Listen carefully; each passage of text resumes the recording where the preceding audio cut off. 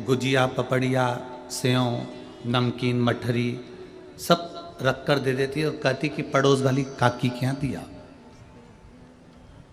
अब यहाँ महाराष्ट्र का तो नहीं मालूम, पर हमारे उधर का मैं मालूम है।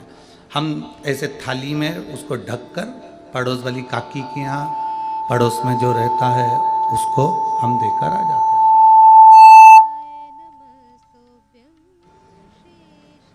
पड़ोस में जो रह रहा होता है हम उसको दे देते।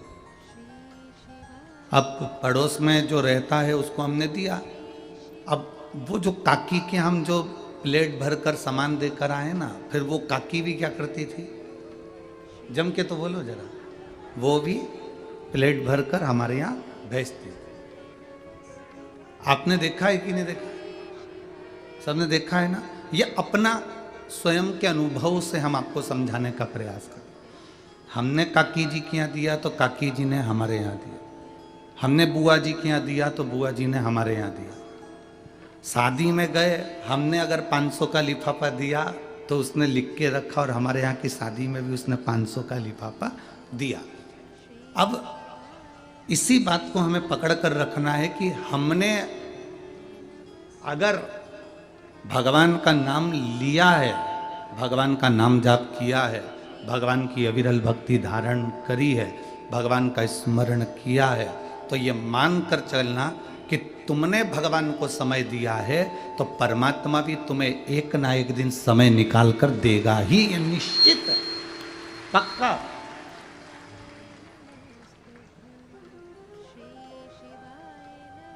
फिर उसमें कोई विषय चिंता का नहीं होता। तेरे मंदिर में आना मेरा काम है और मेरी बिगड़ी बनाना तेरा काम। तेरे मंदिर में मैं आ ही गया, मुझे दर्श दिखाना तेरा काम। ये उस पर निर्भर कर रहा है। अब इतनी धूप पड़ रही है, इतनी गर्मी पड़ रही है, आपको लगता होगा कभी कभी कि गुरुजी माइक वाले को इतना चिल्लाते हैं या माइक वाले को इतना गुस्सा करते हैं। आज आप तो अंदर बैठे हो, कभी बाहर से आ रहे होते ना तो देखना 2 से 3 किलोमीटर दूर गाड़ियां रोकी गई हैं और 3 किलोमीटर दूर से बुजुर्ग माता अपने बच्चों का जब हाथ पकड़कर पंडाल में आती हैं तो उनका दर्द देखा नहीं जाता। कम से कम कथा सुनने का कम से कम मौका तो मिल जाए।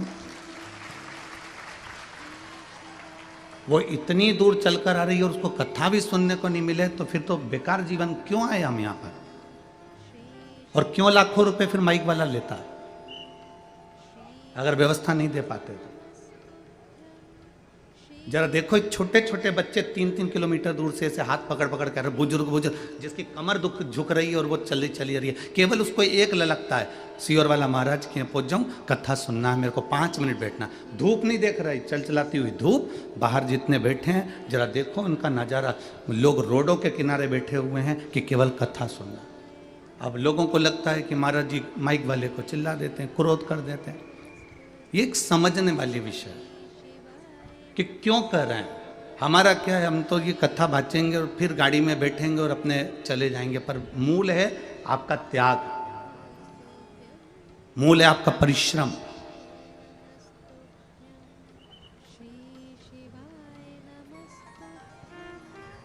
एक स्मरण का जीवन आनंद में, अविरल भक्ति का जीवन जी। और तेरी कृपा बिना ना हिले एक भी अणु, लेते हैं श्वास तेरी कृपा से तनो तनो। हे गंगाधार मुक्ति द्वार ओंकार तू, भोले ओंकार तू। आयो शरण तिहार शंभो तार तार तू। बखान क्या करूं मैं राखों के ढेर का, चपटी भभूत में है खजाना कुबेर का। हे गंगाधार मुक्ति द्वार ओंकार तू, भोले ओंकार तू। आयो शरण तिहार शंभो तार तार तू। उसका भजन खाली नहीं जाए, उसका नाम जाप खाली नहीं जाए, उसका मंत्र जाप खाली नहीं जाए। आप जो जपे हो उसका फल मिलता जरूर। अब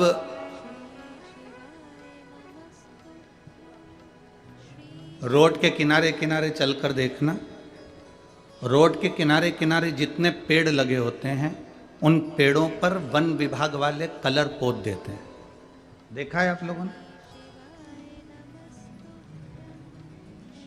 उन रोडों के किनारे पर जितने पेड़ लगे हुए हैं, जितने वृक्ष लगे हैं, उस पर उन्होंने कलर पोत दिया। कोई पे सफेद, वन विभाग का जो भी कलर होता है वो उस पर पोत दिया जाता है। अब जब कलर पुत गया पेड़ के ऊपर, वृक्ष के ऊपर कलर पुत गया, तो वो पेड़ किसका हो गया? वो तुम्हारा है क्या? जम के तो बोलो नहीं। किसका है? सरकार का। वन विभाग का हो गया, सरकार का हो गया। सरकार ने, इसीलिए तुम जब वोट डालने के लिए जाते हो तो तुम्हारी उंगली पे भी कलर लगा दिया जाता है कि तुम इतनी देर के लिए सरकार के हो। जब तुम्हारी उंगली पर कलर लगाया तो उतनी देर तुमने मतलब सरकार का काम किया, तुमने वोटिंग करी, उतनी देर तुम सरकार के हो। पेड़ पर कलर लगा दिया, वृक्ष पर कलर लगा दिया, वृक्ष पर कलर पोता तो ये मालूम पड़ जाता है कि ये सरकार का है। उसी तरह जैसे पेड़ पे कलर देखकर पहचाना जाता है कि ये सरकार का है, उसी तरह हमारे गले में जब रुद्राक्ष की माला होती है या तुलसी की माला होती है या मस्तक पर तिलक होता है तो पहचान जाता है कि ये भोले नाथ का है। पेड़ सरकार का है तो अपन भी उस सरकार के, अपन भी उस परमात्मा के।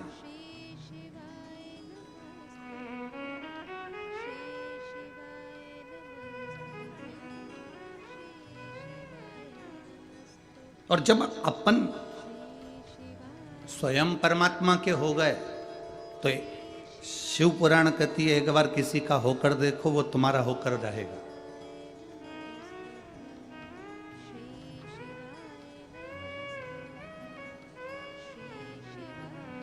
एक दरवाजे पर 4 बजे गाय को रोटी मिलती है। कितनी बजे है? 4 बजे। प्रैक्टिकल करना।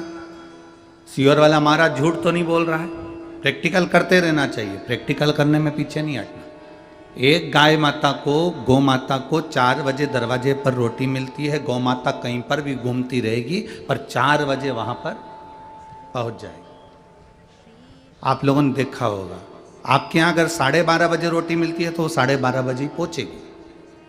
1 बजे रोटी मिलती है तो वो 1 बजे पहुंचेगी। 5 बजे रोटी मिलती है तो वो 5 बजे पहुंचेगी। ये गौ माता का नियम है, वो घड़ी नहीं बांधती, इसके बाद भी समय पर वो तुम्हारे दरवाजे पर खड़ी मिलती है। क्यों? क्योंकि तुमने उसको रोटी दी तो वो अपना कर्जा चुकाने के लिए, अब वहां दरवाजे पर रोटी मिले चाहे ना मिले, वो 4 बजे आकर खड़ी हो गई। खड़ी हो गई, उसने तुम्हारे घर की ओर मुख करा, तुम्हारे घर की ओर देखना प्रारंभ करा। अब तुम समझ रहे हो कि वो 4 बजे उसको रोटी मिलती थी तो वो 4 बजे रोटी लेने के लिए आई है। ना ना ना, वो अपना कर्जा चुकाने के लिए आई है। 4 बजे आके वो तुम्हारे दरवाजे पर खड़ी हो जाती है। शास्त्र कहता है गौ माता का मुख जिस दरवाजे की ओर होता है और गौ माता दरवाजे की ओर खड़े होकर जितनी देर श्वास लेती है उतनी देर घर में जो नेगेटिवता रहती है, जो दुख, जो तकलीफ, जो कष्ट रहता है, गौ माता उसको श्वास के माध्यम से खींच लेती है। अब तुमको क्या लग रहा है कि वो 4 बजे रोटी मिलती थी इसलिए वो 4 बजे आ गई, 5 बजे रोटी मिलती थी तो 5 बजे आ गई। तुम भले रोटी मत दो, वो 4 बजे आके खड़ी होकर अपना कर्जा अदा करेगी, अपना कर चुकाएगी, अपना जो फर्ज है वो पूर्ण करेगी। अर्थात तुम्हारे घर के दुख को, तुम्हारे घर के तकलीफ को, तुम्हारे घर के कष्ट को वो गौ माता खींच लेगी।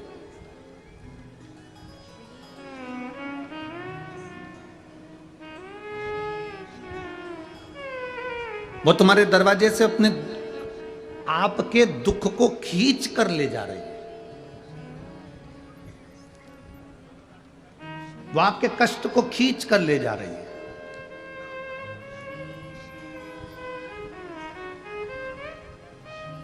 और कृपा की ना होती जो आदत तुम्हारी, तो सुनी ही रहती अदालत तुम्हारी। गरीबों के दिल में जो जगह तुम न पाए, तो किस दिल में होती इबादत तुम्हारी, तो किस दिल में होती इबादत तुम्हारी। यदि आप परमात्मा का भजन कर रहे हो तो परमात्मा ये नहीं देख रहा कि तुम सेठ हो कि गरीब हो कि अमीर हो कि साधारण हो, उसने ये नहीं देखा। परमात्मा तो केवल ये देखता है कि तेरा मन कितना पवित्र है, तेरा दिल कितना पवित्र है, तेरा हृदय कितना पवित्र है।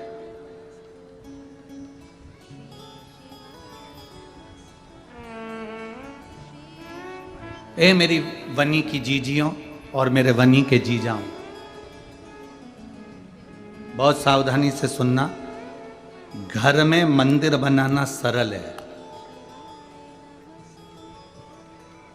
पत्थर का खरीद लाओ, रख दो। लकड़ी का खरीद लाओ, रख दो। फर्नीचर का बना लो, तैयार कर लो। घर में मंदिर बनाना सरल है। शिव पुराण कहती है दिल को मंदिर बनाना कठिन है। घर में मंदिर बनाना सरल है, पर दिल में मंदिर बनाना कठिन है। इस दिल में मंदिर नहीं बन पाता। कब तक मंदिर है दिल में? जब तक कथा सुन रहे हो तब तक। थोड़ा बहुत जिंदगी में दुख आया कि तुम्हारा मंदिर छार, आज के बाद मंदिर नहीं जाऊंगी, भगवान तो मेरी सुनता ही नहीं, पानी का लोटा उठा के रख दिया, अब नहीं जाऊंगी। पर वो जल चढ़ाया गया तुम्हारे काम आएगा। ये एक पत्र है जिसमें उसने पूरी मेडिकल की रिपोर्ट लगाई है। देखिए अब मेडिकल के कितने पर्चे लगाए हैं वो देखिए आप। पूरी रिपोर्ट है, जितनी लगा सकते थे वो पूरी रिपोर्ट मेडिकल की उन्हें कम से कम लगभग होंगे 60-70 से ज़्यादा पर्चे मेडिकल के।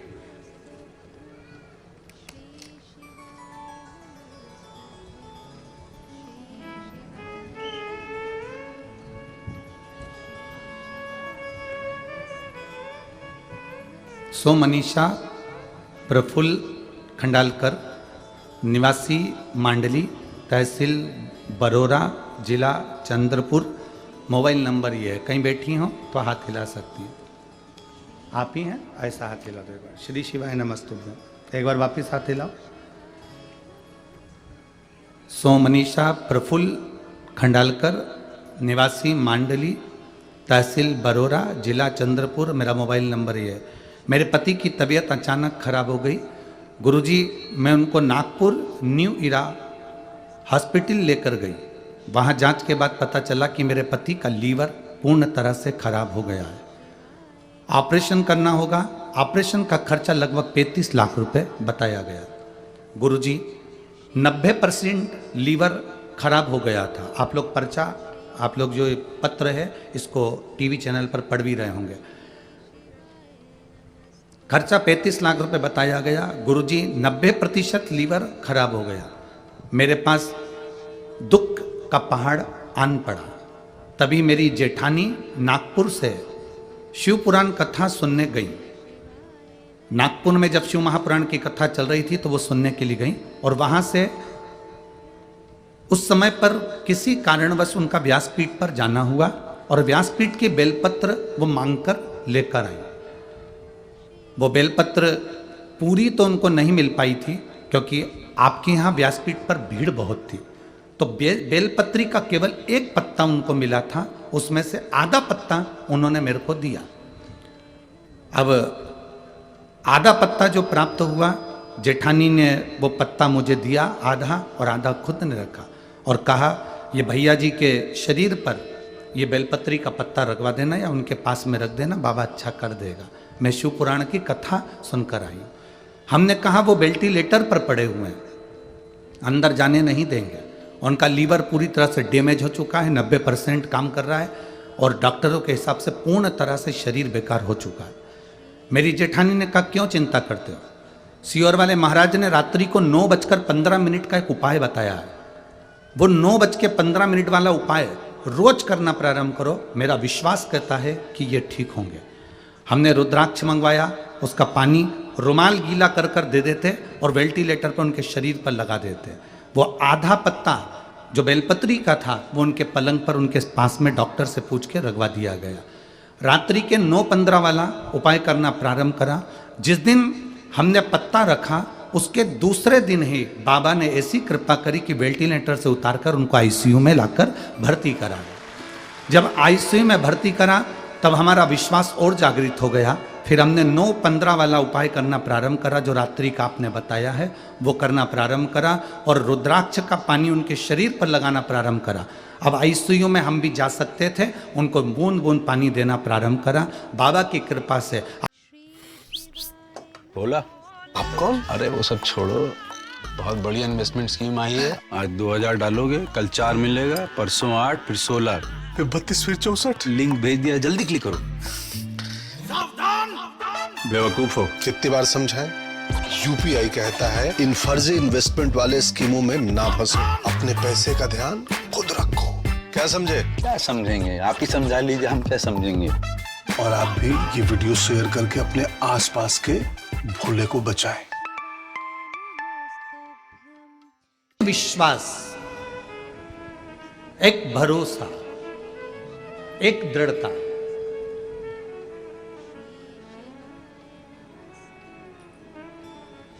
एक बात बताएं आप लोगों को, जरा आज सुन के बड़ा वैसा लगेगा। कई जगह पर जब कोई बहुत सारे नेतागण जब लोग कथा करवाते हैं या कोई कथा का आयोजन करवाते हैं,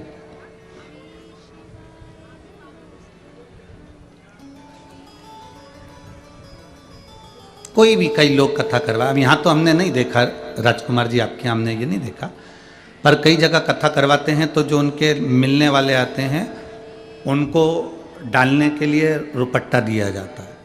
किसी किसी को बड़ा बड़ा पुरस्कार भी देना पड़ता है कि ये आए हैं तो इनको ये गिफ्ट दे दो, उनको ये, गुरुजी आप हाथ लगाकर इनको ये दे दें। पर शिव महापुराण, ये आप कोई दूसरी पुराण कराओ ना, उसमें खूब गिफ्ट दो और खूब रुपट्टे उड़ा, पर शिव महापुराण का जो बेलपत्री से बड़ा कोई गिफ्ट नहीं हो सकता।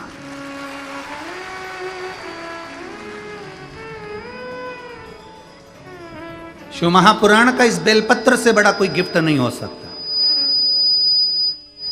अगर आपके पास गीता प्रेस गोरखपुर की शिव महापुराण की पुस्तक हो, पोथी हो, पुराण हो, तो घर पर जाकर पढ़ना।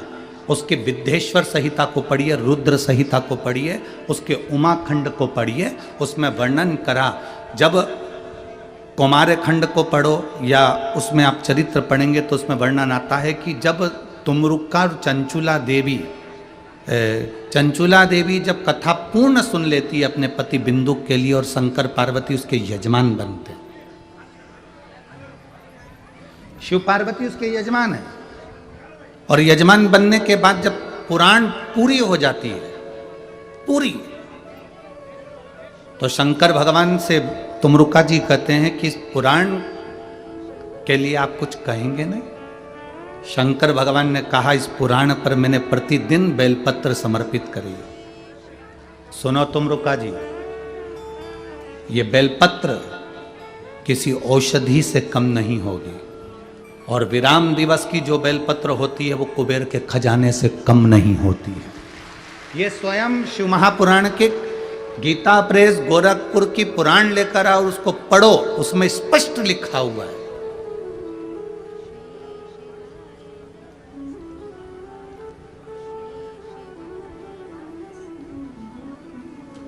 आज आपसे एक बात पूछना चाहेंगे, बहुत अच्छे से जवाब देना।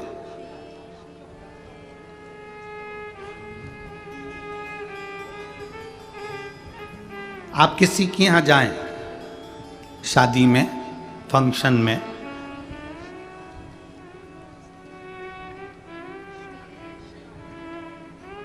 वो आपको साड़ी तो दे दे,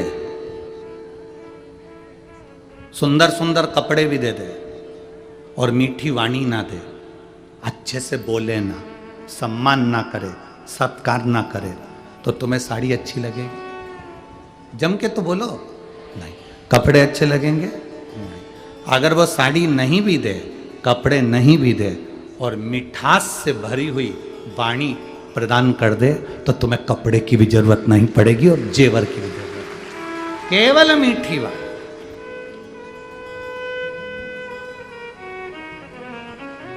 केवल एक प्रेम के शब्द पे, केवल एक स्नेह व शब्द का संबोधन,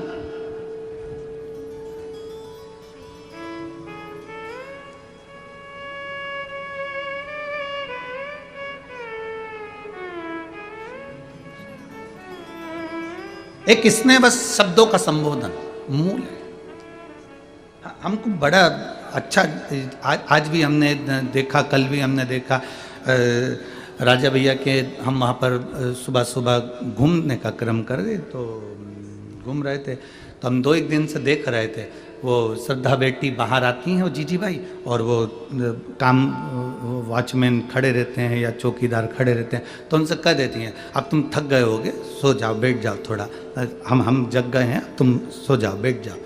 एक स्नेह की वाणी, एक प्रेम की वाणी, एक वात्सल्यता की वाणी। मत दो दुनिया को, अगर तुम नहीं दे सकते, तुम करोड़ों का धन प्रदान नहीं कर सकते, मत करो। तुम भंडारा नहीं कर सकते, मत करो। तुम दुनिया को कम्बल कपड़ा नहीं दे सकते, मत दो, पर कम से कम मीठी वाणी तो बोलो। वाणी ऐसी बोलिए जो मन का आपक होए, पर आज के जमाने में वाणी ऐसी बोलिए जो जम के झगड़ा होए, पर उससे मत बोलिए जो तुमसे तगड़ा होए। तो वाणी तो मिठास से परिपूर्ण होना चाहिए, प्रेम की वाणी होना चाहिए। पर आज के जमाने में लोगों को वाणी बोलना आती कहाँ। एक राजा ने एक महल बनाया, बड़ा सुंदर महल बनाया, और नगर के सेठ जी को बुलाया। नगर के सेठ जी को बुलाकर कहा कि महाराज, मैंने, सेठ जी देखो मैंने महल बनाया, कैसा बना? सेठ जी ने महल देखा, बड़ा सुंदर महल है, बहुत सुंदर, बहुत सुंदर। सेठ जी ने कहा महाराज महल तो अच्छा बना लिया, पर महल का दरवाजा छोटा रख दिया। राजा ने कहा दरवाजे से क्या होना है? नहीं महाराज, दरवाजा छोटा रख दिया, जब तुम मरोगे तो तुम्हारी अर्थी कैसे निकलेगी? राजा को गुस्सा आ गया, मेरे तो महल का मुहूर्त और ये मेरी अर्थी निकाल रहा। राजा ने दूतों को बुलाया, इसको बंद कर दो। उसको कारागार में बंद कर दिया। थोड़ी देर बाद उसकी पत्नी आ गई, महाराज मेरा पति आया था। राजा ने कहा तेरे पति को बोलने के लक्षण नहीं है क्या, कि इतना अच्छा महल बनाया, दरवाजा छोटा रख दिया? जब राजा तू मरेगा तो तेरी अर्थी कैसे निकलेगी? इतने में पत्नी बोली, अब मेरे पति को क्या करना, अर्थी कैसे निकलेगी? राजा को काट काट के निकाल देंगे। अब तो राजा को चक्कर आने लगे, बताओ मेरी दशा बिगाड़ रही। राजा ने दूतों को बुलाया, इसको ही बंद करो, उसको ही बंद कर दिया। थोड़ी देर बाद उसका बेटा आ गया। बेटे ने आकर कहा महाराज मेरे माता पिता आए थे। राजा ने कहा तेरे पिताजी को बोलने के लक्षण नहीं क्या, कि इतना अच्छा महल बनाया, दरवाजा छोटा रख दिया, जब तुम मरेगा तो तेरी अर्थी कैसे निकलेगी? और तेरी माँ में तो और बोलने के लक्षण नहीं है, इतना विचित्र बोलती है कि राजा की अर्थी निकालने की क्या जरूरत है, काट काट के टुकड़े करके निकाल देंगे। इतने में लड़का बोला महाराज मेरे ना तो बाप को बोलना आता है, ना मेरी माँ को बोलना आता है, उनको क्या करना, अर्थी कैसे निकालेंगे? राजा को अंदर ही जला देंगे।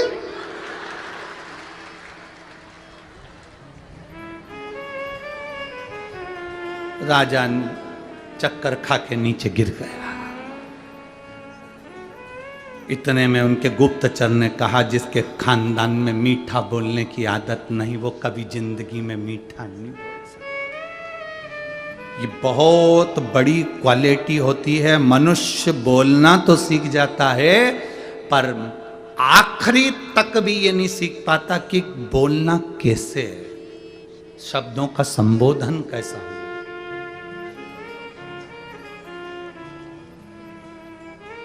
मीठी वाणी बोलो, प्रेम की वाणी बोलो, स्नेह की वाणी बोलो। दुनिया कितनी भी ताना दे, कितनी भी गालियां दे, कितनी भी अपशब्द कहे, कितना भी कुछ कहे, आप अपने मिठास को देने में कमी मत करो।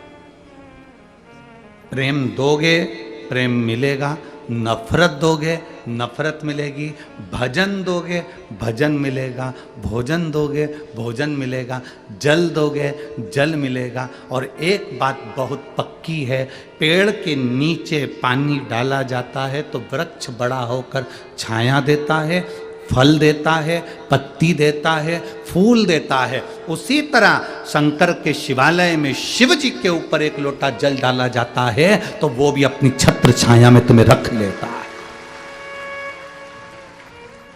बोल बम का नारा है,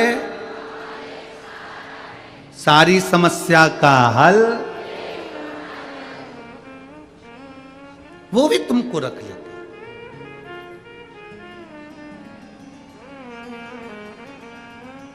वो अपने भीतर तुम्हें संजो कर रखता है। और मैंने तेरे ही भरोसे बाबा, तेरे ही भरोसे हवा बिच उड़ती जावांगी बाबा, डोर हटो छठीला मैं कटी जावांगी। भोले मैं तेरी पतंग बाबा, मैं तेरी पतंग हवा बिच उड़ती जावांगी बाबा, डोर हटो छठीला मैं कटी जावांगी। हम जब उसके करीब पहुंच गए तो वो हमारा हो गया, हम उसके।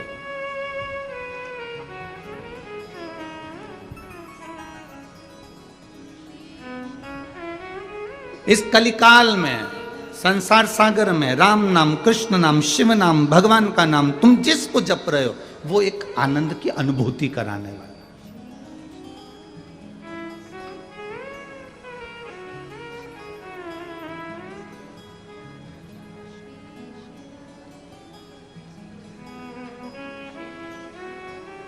वो एक आनंद की अनुभूति कराने वाला। जाया करो, शिव के दरवाजे पर जाने से कभी मुख मत मोड़ो। तुम ये मत सोचना कि अभी हमारा काम नहीं हो रहा। कई लोग कहते हैं गुरुजी पशुपति व्रत करना है, कौन सा मुहूर्त अच्छा रहेगा। कई लोग कहते हैं गुरुजी 16 सोमवार का व्रत करना है, कौन सा मुहूर्त अच्छा रहेगा।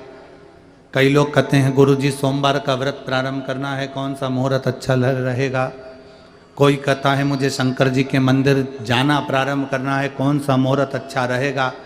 शिव महापुराण की कथा में वर्णन किया गया कि शंकर के मंदिर में, शंकर के गृह में, शंकर के मंदिर शिवालय में, देवालय में, शिव पुराण में, शंकर की स्तुति में, शंकर के अनुमोदन में, शंकर के भजन में मुहूर्त नहीं देखा जाता, क्योंकि शंकर काल अधिपति महाकाल है। उसने समय बनाया है तो वो मुहूर्त खुद बनाता। सारी पुराण, जितनी पुराण होती है उसमें मुहूर्त देखा जाता है। रामायण बिठाना है मुहूर्त देखना पड़ेगा, भागवत बिठाना है मुहूर्त देखना पड़ेगा। शिव महापुराण बिठाने के लिए कोई मुहूर्त नहीं देखा जाता।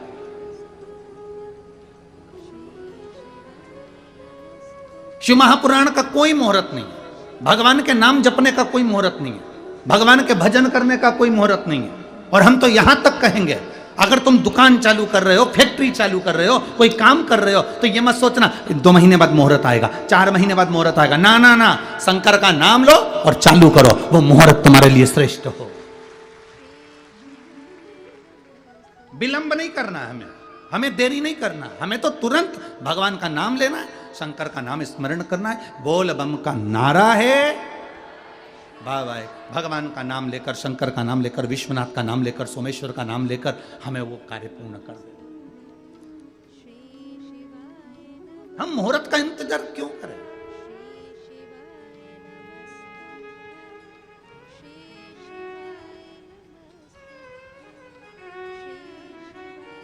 काल करे सो, जम जम के बोलो जरा, तुम लोगों को तो आता होगा। काल करे सो, आज करे सो, पल में परलय हो जाएगा और शिव नाम जपेगा कब? जब मिल जाए, जब स्मरण हो जाए। लोग कहते हैं गुरुजी हम 7 दिन की कथा नहीं सुन पाए। हम कहते हैं आखिरी की तो सुन रहे हो ना।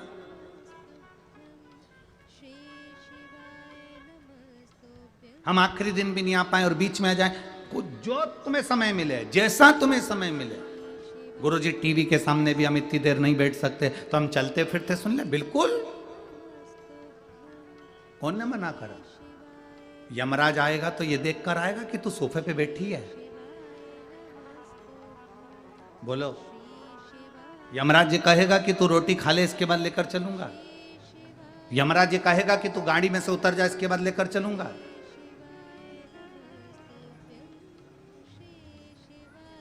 मृत्यु का कोई समय नहीं, मृत्यु का कोई ठिकाना नहीं और मृत्यु का कोई समय नहीं है। हमें इंदौर की एक घटना ध्यान में आती है, बहुत पहले की है, अभी अभी के नहीं है, कम से कम हो गए 15 से 16 साल से ऊपर। बल्कि जब वहाँ पर एक वो मॉल बना था, पहला मॉल इंदौर में बना था, वो ट्रेजर आइलैंड करके कोई एक पहला मॉल बना था। और पहला मॉल बना था और उस मॉल के पास सामने गाड़ी खड़ी हुई थी और महिला का जो पति था वो मॉल में गया था, महिला अंदर बैठी हुई मोबाइल चला रही थी और एसी में बैठी हुई थी, कांच बंद था, इधर का भी कांच बंद, इधर का भी कांच बंद, इधर का भी कांच बंद, सब बंद। वो मोबाइल चला रही थी। 2 बैल कोई दूसरे चौराहे पर लड़े थे।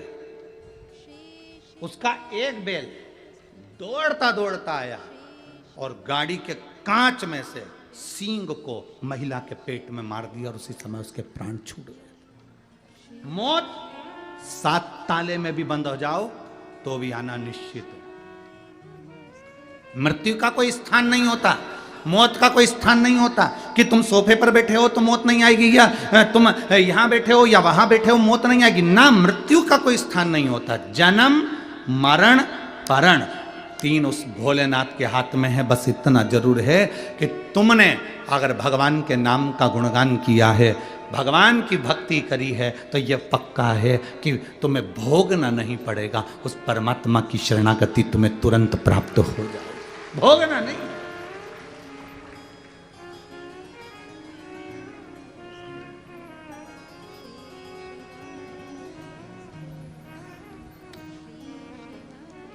आप लोगों में से कोई कभी किसी हॉस्पिटल में, ऐसे हॉस्पिटल में गए हो जिस हॉस्पिटल में जाने पर अगर आप दर्द का दर्शन करेंगे तो शायद आप भी कहेंगे इनकी मृत्यु क्यों नहीं आ जाती।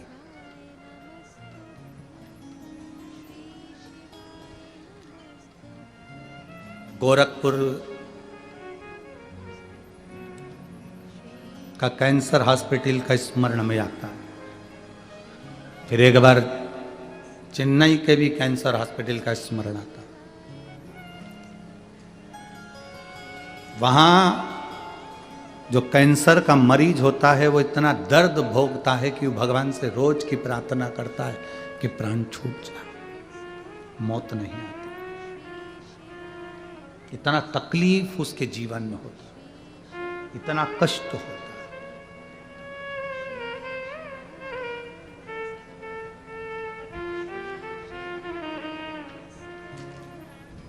परिवार के लोग हमसे कहते हैं गुरुजी कोई उपाय। हम उनसे एक ही बात कहते हैं, देखिए उपाय तो बस केवल एक है, 1 लोटा हम शंकर को समर्पित करें, रुद्राक्ष को तांबे के कलश में गलाकर शिव जी को चढ़ाकर उसका जल जितना आप पी सकते हैं, 2 बूंद 4 बूंद शरीर पर लगा सकते हो, वो आपको सुख देगा। इस पत्र में इस बहन ने रिपोर्टें लगाई और साथ में नीचे लिख दिया,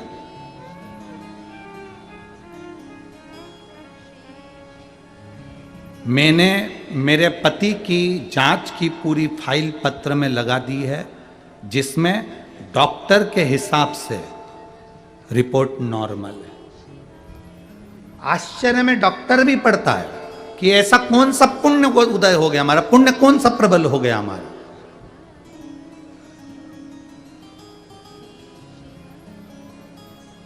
ये जरूरी नहीं कि दुख आएगा तब आप लोटा लेकर भगवान के मंदिर जाएंगे, तकलीफ आएगी तब आप भगवान के मंदिर जाएंगे ना। शिव महापुराण की कथा कथी अपने घर के बच्चों की आदत बना दीजिए।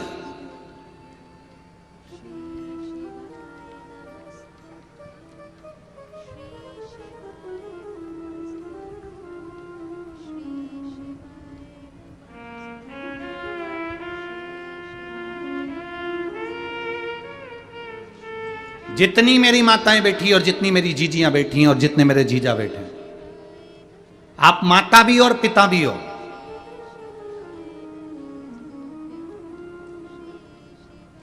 माता किसको कहते हैं? केवल बच्चे को जन्म देने वाली, केवल बच्चे को पाल पोस कर बड़ा करने वाली, केवल बच्चे को स्तनपान कराने वाली, केवल बच्चे को भोजन कराने वाली, केवल बच्चे को कपड़े पहनाने वाली, इसको क्या माता कह देंगे? नहीं। शिव महापुराण की कथा कहती है माता पार्वती से सीखना। माता पार्वती को माता कहते हैं। माता का मतलब होता है निर्माता। माता का मतलब होता है निर्माता। निर्माता से मतलब है अपने बच्चे का ऐसा निर्माण करो, अपने बच्चे को ऐसा संस्कार बना दो, अपने बच्चे का ऐसा निर्माण कर दो कि तुम्हारे बच्चे को पलट कर देखना ना पड़े।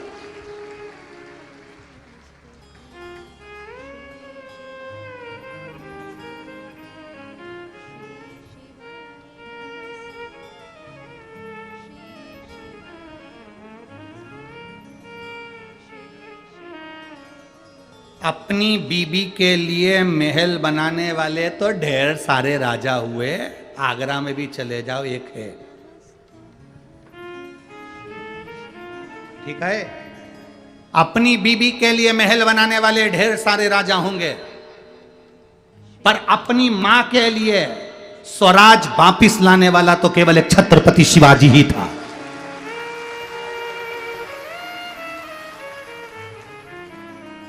अपनी माता के लिए स्वराज लाने वाला, अपनी मां के लिए वापिस स्वराज्य लाने वाला, अपनी माता के लिए स्वराज्य की स्थापना करने वाला तो केवल छत्रपति वीर शिवाजी ही थे। बीबी के लिए तो कोई भी महल बना लेगा। बीबी के लिए महल बना लेना सरल बात, कोई भी पर अपनी माता के लिए स्वराज, अपनी माता ने कह दिया कि मुझे ये चाहिए, मतलब ये मेरा महल मुझे चाहिए तो चाहिए। और छत्रपति शिवाजी महाराज ने कह दिया मां सेना बहुत है उसके पास में, मेरे पास इतनी सेना नहीं है मां, मेरे पास इतनी सेना नहीं है मां, कैसे जाऊंगा, कैसे लाऊंगा। जीजाबाई कहती है तू रुक, मैं जाती हूं। छत्रपति शिवाजी ने कहा मां अब तू मत जाना। जीजाबाई हाथ पकड़कर वीर शिवाजी को बाल्यावस्था से, बचपन में जब वीर शिवाजी केवल 3 साल के थे,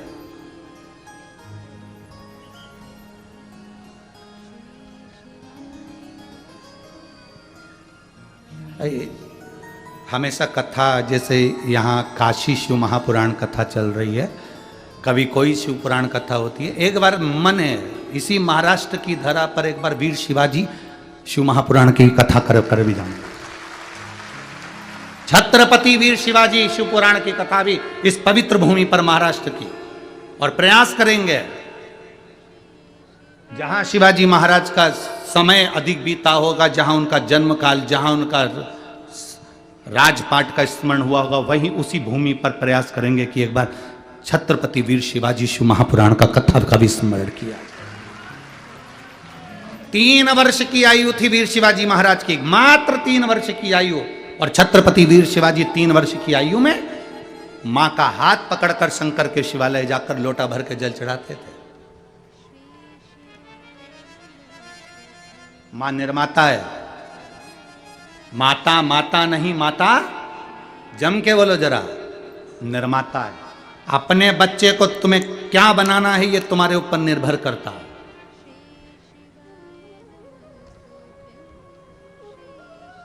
वो पहले सर्कस में शेर आते थे, तुमने देखे? अरे बोलो तो जम के।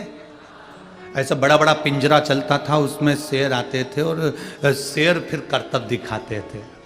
अब सर्कस में शेर आते हैं? नहीं। क्यों नहीं आते? भारत सरकार ने उस पर बैन लगाया, वन विभाग ने उस पर बैन लगाया कि सर्कस में शेर नहीं होना चाहिए, इन शेरों को छुड़वाओ जंगल में। जितने सर्कस के शेर थे उनको जंगल में छुड़ाया गया। उनके गले में एक सिम डाली गई, कैमरा लगाया गया। जितने जंगल में शेर छोड़, बच्चों को पोल्यूशन से बचाएं। मास्क देता है सिर्फ बाहर से प्रोटेक्शन, अंदर से प्रोटेक्शन के लिए चाहिए पंकज कस्तूरी ब्रीथ इजी। पता लगाया इन शेरों को किसने मारा, मालूम पड़ा कुत्तों ने मार दिया। शेर को किसने मारा? कुत्तों ने। अरे कैसी बेवकूफों जैसी बात करते हो। वन विभाग अधिकारियों ने कहा कुत्ता क्या शेर को मारेगा? तब वन विभाग वालों ने कहा कुत्तों ने शेर को इसलिए मारा क्योंकि शेर पिंजरे में रहता वहीं खाता, वहीं पीता, वहीं पड़ा रहता, तो शिकार करना बंद कर दिया तो, और कुत्तों ने उसका शिकार कर लिया। ये केवल शेर और वन विभाग की कथा नहीं, अपनी कथा है। अपनी औलाद को पिंजरे का शेर मत बनाओ कि घर में चाउमीन ने, रोटी ने, टुकड़ा ने, मेरा बेटा मेरा बेटा मेरा बेटा मेरा बेटा मेरा बेटा, गाड़ी दे दूंगी, बंगला दे दूंगी, मोटरसाइकिल दे दूंगी, ये दे दूंगी, वो दे दूंगी, चेन दे दूंगी, अंगूठी दे दूंगी, ये दे दूंगी, वो दे दूंगी। बेटे को लगाकर दुकान दे दी, काम दे दिया, धंधा दे दिया, बिजनेस दे दिया, सब बेटे को दे दिया। बेटा एक बार शिकार करने के लिए नहीं गया, एक बार कमाने के लिए आगे नहीं बढ़ा, एक बार उसकी जिंदगी में दुख नहीं आया, ठोकर नहीं खाई तो वो आगे बढ़ नहीं पाया। फिर मालूम पड़े कई दोस्त मिल गए, उन दोस्तों ने अपने चुंगल में फंसाया, तुम बूढ़े हो गए, और उन दोस्तों ने उसको चुंगल में फंसाकर पूरा एक बार शेयर मार्केट में बिठाया और डब्बा गोल कर दिया। अब रो रहा है, मैं क्या कमाऊं, मैं तो बड़ा दुखी हो गया। महाराज जी पत्रिका देखकर बता दो, मेरी जिंदगी में सुख कम आएगा। महाराज क्या करे पत्रिका का? तुमने अपने बेटे को केवल पिंजरे का शेर बनाया था। अगर आप अपने बेटे से कह दो मेरी दौलत मत देखना, मेरा धन मत देखना, मैं नहीं दे सकती, मेरा मन पड़ेगा मैं उसको दूंगी, इसलिए मेरा निवेदन है तू अपनी कमाई करना खुद चालू कर। जब वो जंगल का शेर बनेगा, शिकार करना प्रारंभ करेगा, जब वो जंगल का शेर बनेगा, कमाई करना प्रारंभ करेगा, जब वो जंगल का शेर बनेगा, ठोकरें खाएगा, लोगों से जाकर भिड़ेगा, तब जाकर कुछ कमा कर लाएगा, तो उसको कमाई का भी अंश मालूम पड़ेगा कि 1 रुपए की कीमत क्या होती है। उसको धन की कीमत मालूम पड़ेगी कि धन की कीमत क्या होती है। लगी लगाई दुकान दे देना, व्यापार दे देना, धन दे देना, संपदा दे देना, बंगला दे देना, गाड़ी दे देना, ना ना ना ना ना।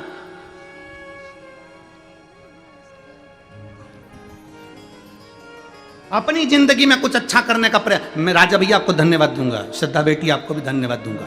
आपने अपनी जिंदगी में अपने धन का सदुपयोग करा। बनी में करोड़पति बहुत सारे होंगे, ढेर धन होगा, ढेर संपदा होगी, पर जोड़ जोड़ के केवल बच्चों को दिया।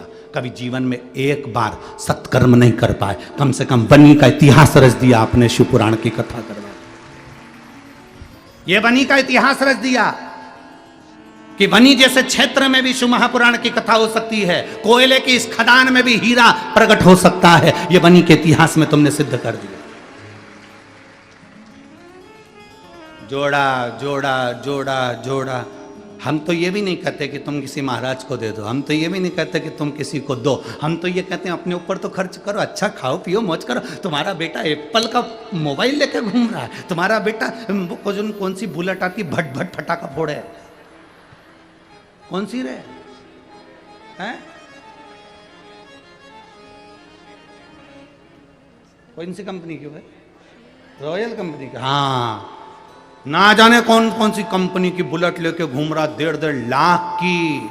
और पिताजी ने मालूम पड़ा कपड़े उतारे तो बनियान में 40 छेकड़े।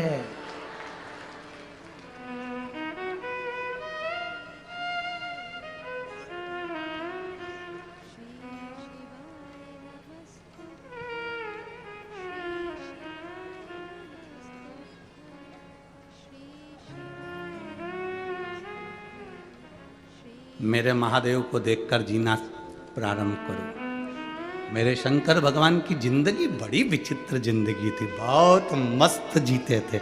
उनके चेहरे पे कभी उदासी रही नहीं। मेरे भोलेनाथ जी के जितने फोटो देखोगे उसमें हल्की सी मुस्कुराहट देखोगे, वो हंसता ही रहता है। कई लोग हमसे भी कहते हैं तुम कथा करते करते दांत क्यों दिखाते रहते हो, तुम्हारी एक भी फोटो ऐसी नहीं आई जिसमें तुम्हारे दांत नहीं है। जब देखो, जब तुम्हारे जितने फोटो बनते हैं उसमें तुम मुस्कुराते ही दिखते हो। तो यहाँ तो रामचरितमानस में कोई यशोदा जी, कौशल्या मैया राम जी से कहती हैं, माता पुनि बोली सोमति डोली तजौताति अरूपा की जैसे सुलीला ति प्रिय शीला यह सुख परम अनुपा। माता कौशल्या कर रही हैं, सुनी वचन सुजाना रोदन ठाना। कौशल्या जी राम जी से कह रही हैं कि राम तुम रो। राम जी कहते हैं माँ मैं भगवान, मैं काय को रोऊं। कौशल्या जी कहती हैं पृथ्वी पर जो जन्म लेता है उसको रोना पड़ता है, बच्चा नहीं रोता तो डॉक्टर सिस्टर चिमटी मार ठोक कर रुलाते हैं। जन्म के समय पर बच्चे को रोना जरूरी है। क्यों रुलाते हैं? क्योंकि आज से रोएगा तो मरेगा तब तक रोना पड़ेगा, इसलिए रो। पर शिव महापुराण रोना नहीं सिखाती, इसलिए तो शंकर भगवान अजर अमर हैं। शिव जी पैदा ही नहीं हुए तो उनको रोने का काम ही नहीं। इसलिए आपसे कहते हैं शिव महापुराण केवल एक ही चीज सिखाती है, मुस्कुराओ, हंसो, प्रसन्न रहो, ठाका लगा। वो योग ऋषि श्री रामदेव बाबा जी भी अपने आश्रम में बैठकर सुबेरे सुबेरे तुमसे यही कहते हैं, हंसते हैं ठाका लगा लगा कर। वो यही तो कहते हैं कि हंसो, हा हा हा, खूब हंसाते हैं। क्यों? उसका कारण केवल इतना सा है कि हाँ, आज के जीवन में मनुष्य की देह में कलयुग में सब कुछ बड़ा, पर इस्माइल प्रसन्नता, चेहरे की हंसी कम हो गई। और ये इस्माइल, ये प्रसन्नता, ये हंसी केवल मनुष्य को मिली है। कभी मछली को हंसते हुए देखा है? छिपकली को, काकरोच को, चूहा कभी मुस्कुराते देखा है? गधे को हंसते हुए देखा है? सांप को मुस्कुराते देखा है? शेर को हंसते देखा है? नहीं। ये मुस्कुराहट, ये हंसी केवल मनुष्य को दी गई है, ये गॉड गिफ्ट है, इसलिए मुस्कुराते रहो, प्रसन्न। ये मुस्कुराहट तुम्हारे चेहरे पर। मुसद्दी लाल जैसे ऐसे बैठ गए, किसी ने मार ठोक के, ऐसे बैठे जैसे किसी ने दो चार धर के बिठाया। कथा में जा रही है, चुपचाप बैठना, दोस्त पकड़ के चुपचाप बैठो, ऐसे।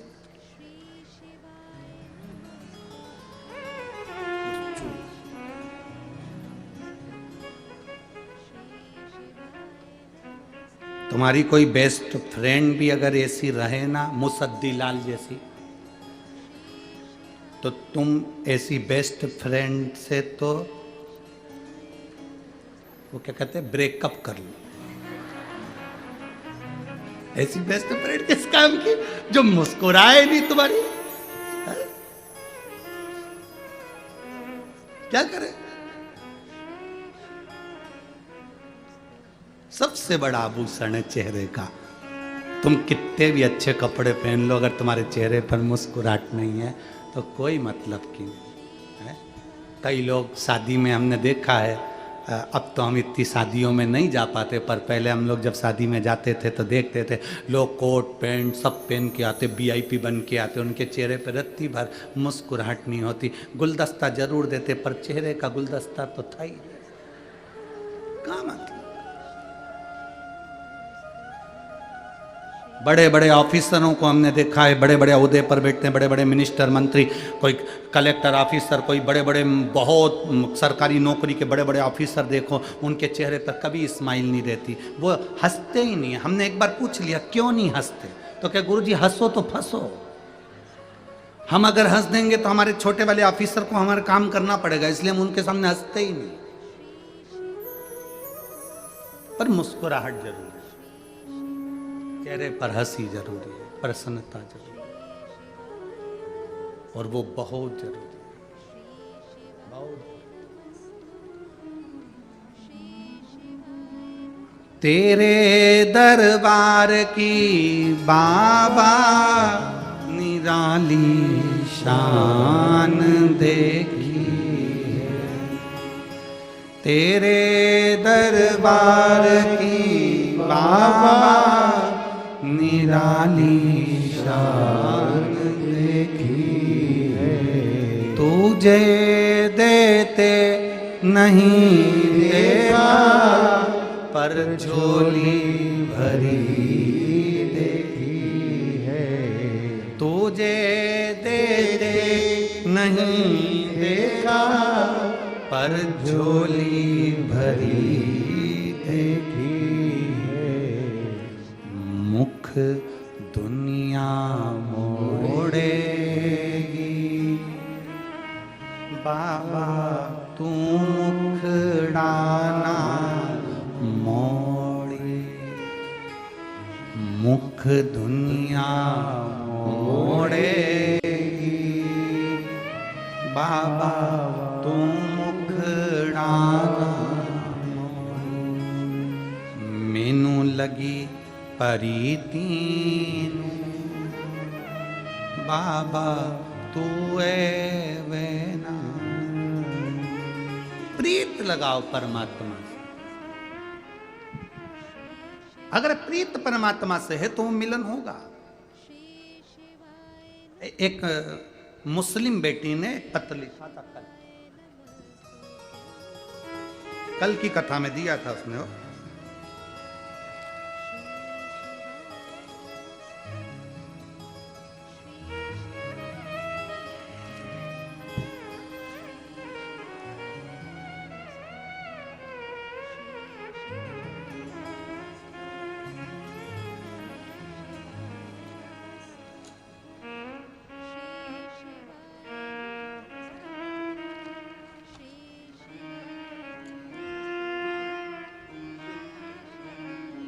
कल की कथा में आया था। वो बेटी यहाँ है कि नहीं?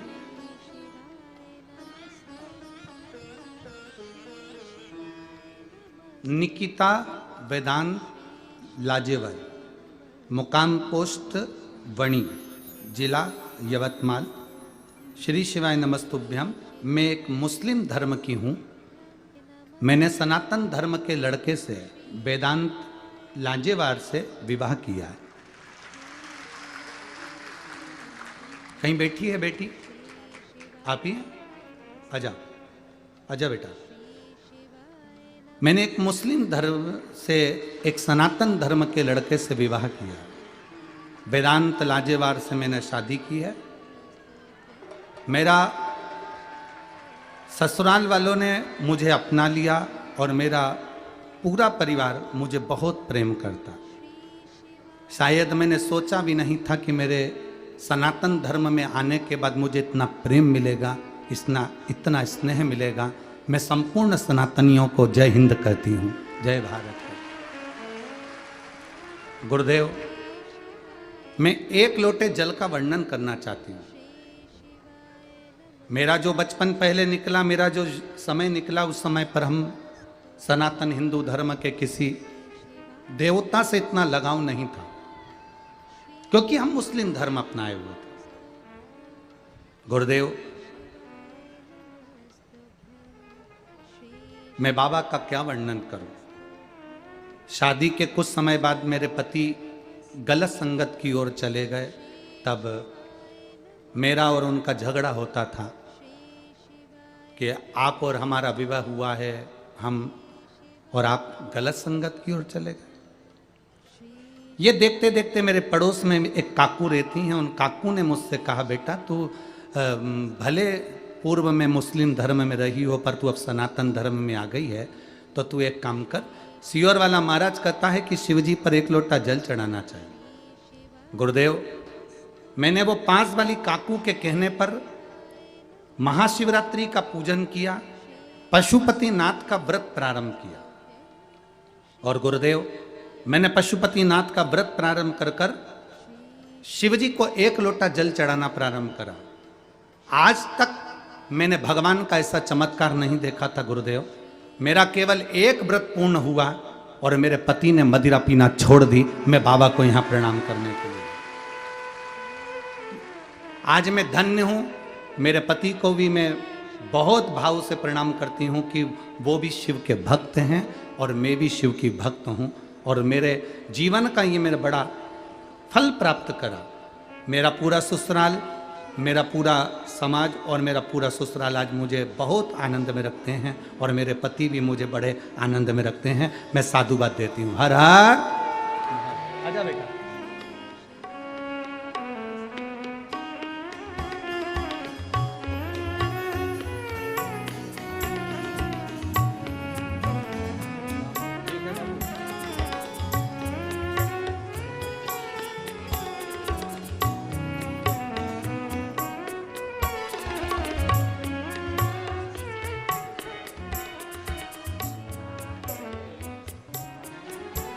शिव तत्व है।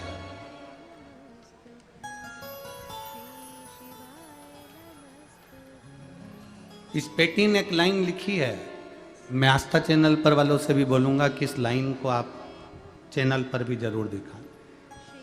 इस बेटी ने एक लाइन लिखी है, सारे शिव भक्तों को मैं मन से धन्यवाद देती हूँ। श्रद्धा जी आपको, और भैया राजकुमार जी जायसवाल जी आपको। बाबा, मेरे जीवन का सनातन धर्म अपनाना सफल हो गया और मेरा जीवन धन्य हो गया। ये लाइन इस बेटी ने अपने भाव को व्यक्त किया। एक बात अपने जीवन में उतार कर रखिए, अपने जीवन में भाव को अपने जीवन में रखिए कि हम जो जिंदगी जिए उस जीवन में, हमने कल भी कथा में कहा था कि शिव भक्ति ये नहीं कहती कि आप कुछ गलत करें। शिव भक्ति ये कहती है कि आप जहाँ रहें वहाँ आपके नज़दीक में, आपके आसपास में, आपके नज़दीक में जो शिवालय, उस शिवालय में एक लोटा जल समर्पित करते।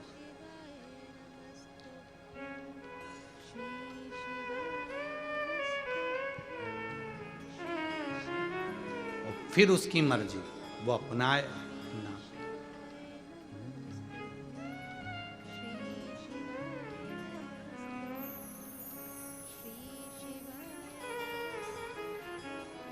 तूने ऐसा डमरू बजाया, हार हार।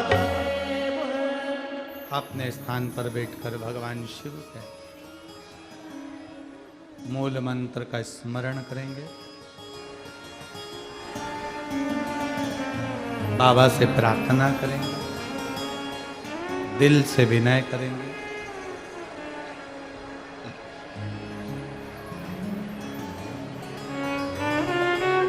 जहाँ जगह मिले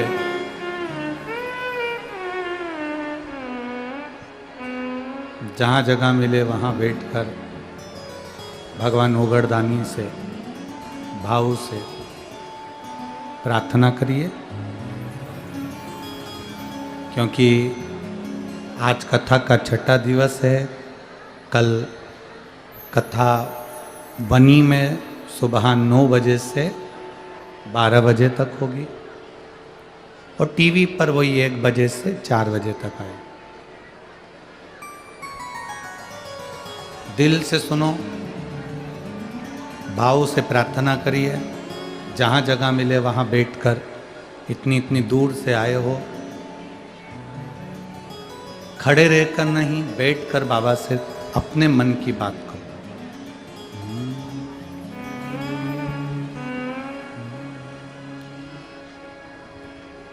श्री शिवाय नमस्तुभ्यं। श्री शिवाय नमस्तुभ्यं। श्री शिवाय नमस्तुभ्यं। श्री शिवाय नमस्तुभ्यं। श्री नमस्तुभ्यं भोला सब दुख काटो मारा, ओ भोला सब दुख काटो मारा। शिव शंकर जपूं तेरी माला, भोले बाबा जपूं तेरी माला, भोला सब दुख काटो हमारा, ओ भोला सब दुख काटो हमारा। वेश है मंगल मंगलकारी, वेश है मंगल मंगलकारी, शमशान वासी हमारा, शमशान वासी हमारा, ओ भोला सब दुख काटो हमारा, ओ भोला सब दुख काटो हमारा। भगवान शिव की कथा कर रही है, भगवान देवाधिदेव महादेव का संवाद कर रहा है, शिव महापुराण की कथा वर्णन कर रही है। शिव तत्व को पाना,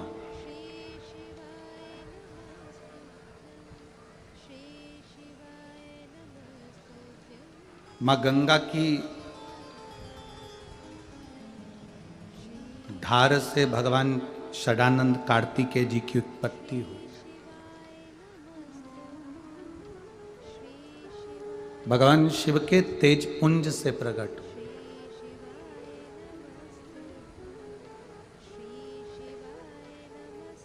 और वो षडानंद कार्तिकेय के जन्म लेने का कारण या प्रकट होने का कारण केवल इतना था कि उनको तारकासुर का संहार करना।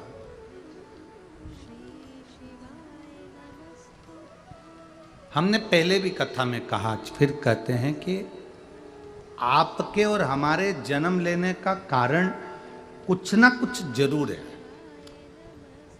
कोई ऐसा व्यर्थ में पैदा नहीं हुआ है।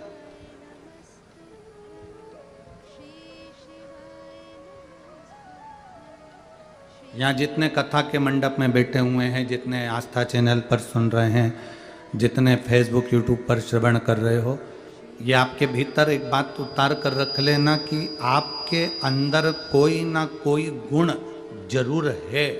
इसलिए परमात्मा ने तुमको पृथ्वी पर पैदा करा। अगर गुण नहीं होता तुम्हारे अंदर तो तुम्हें जन्म देता ही नहीं, पहले ही निपटा देता। गुण है तो पैदा कर। बस वही गुण को आपको और हमको प्रकट करना है।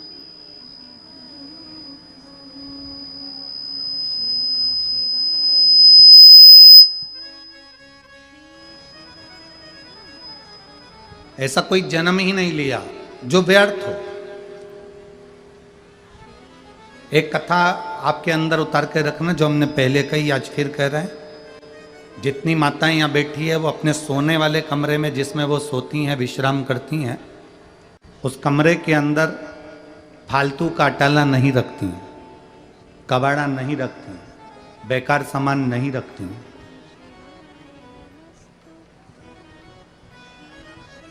जिसमें वो सोती हैं, जिस कक्ष में वो माताएं विश्राम करती हैं, उसमें अटाला नहीं रखती हैं, उसमें कबाड़ा नहीं रखती हैं।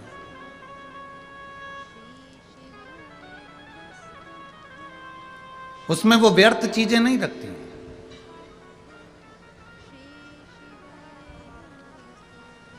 शिव महापुराण की कथा कहती है, जिस कक्ष में माताएं विश्राम करती हैं या सोती हैं,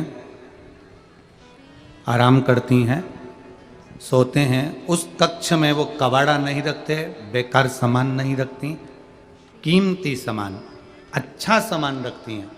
उसी तरह शिव महापुराण की कथा कहती है कि संसार सागर में, पृथ्वी पर, मृत्यु लोक में, इस संसार सागर में भगवान भी जिसको पैदा करता है, भगवान भी जिसको मृत्यु लोक में जन्म देता है, उस मृत्यु लोक में उसी को जन्म देता है जो कि कीमती होता है या अच्छा होता है या उसमें कोई गुण होता है, वरना पैदा ही नहीं करता।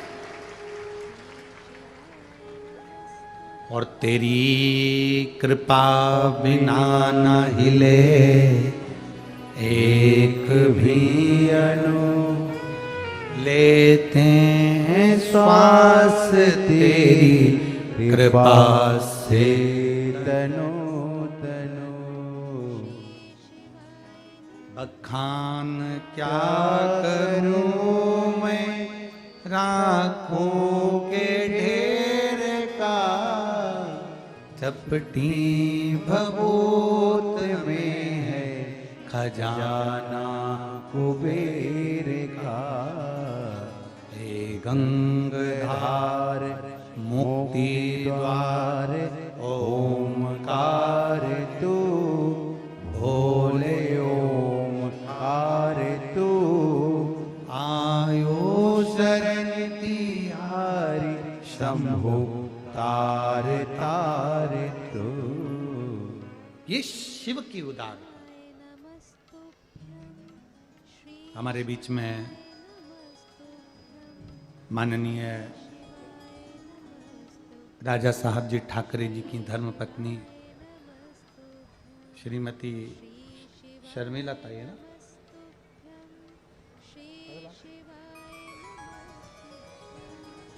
शर्मिला ताई आई ना, श्रीमती शर्मिला ताई ठाकरे जी आई हैं। एक बार जोरदार ताली बजाकर स्वागत वंदन अभिनंदन।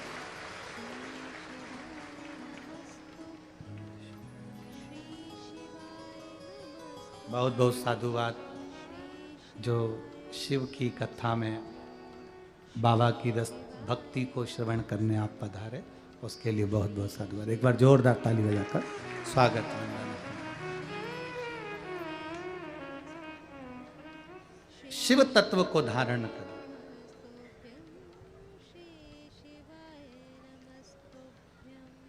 और जब तक शिव तत्व भीतर नहीं आएगा तब तक जीवन का कोई सुख नहीं है।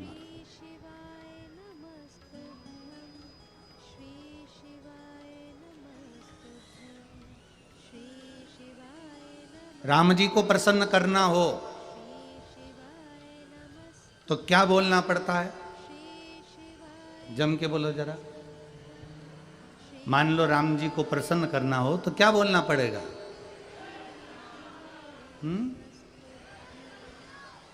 जय श्री राम बोलेंगे तो राम जी प्रसन्न हो जाएंगे? नहीं। हार हार महा, ये शंकर का नाम जब लिया जाता है तो मेरे राम जी प्रसन्न होते हैं। भगवान कृष्ण को प्रसन्न करना है तो हार हार महा, कृष्ण प्रसन्न हो जाते। जीजाबाई ने 3 वर्ष के छत्रपति वीर शिवाजी को सिखा दिया था, जिस शब्द से राम प्रसन्न होते हैं, जिस शब्द से कृष्ण प्रसन्न होते हैं, वो शब्द तेरी जिह्वा पर आना चाहिए। और वीर शिवाजी भी जब जाते थे तो एक ही शब्द का नाद करते थे, हार हार महादेव। एक शब्द का संबोधन, वो भी बाल्यावस्था में उनकी जिह्वा पर आ गया। हनुमान जी को प्रसन्न करना है तो जय हनुमान बोलोगे क्या?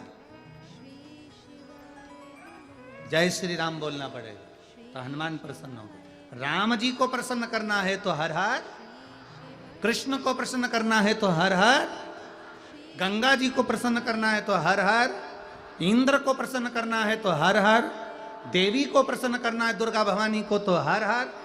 यहां जितना 33 कोटि देवी देवताओं को प्रसन्न करने का एक ही लक्ष्य है, वो है शिव का, भगवान शंकर का।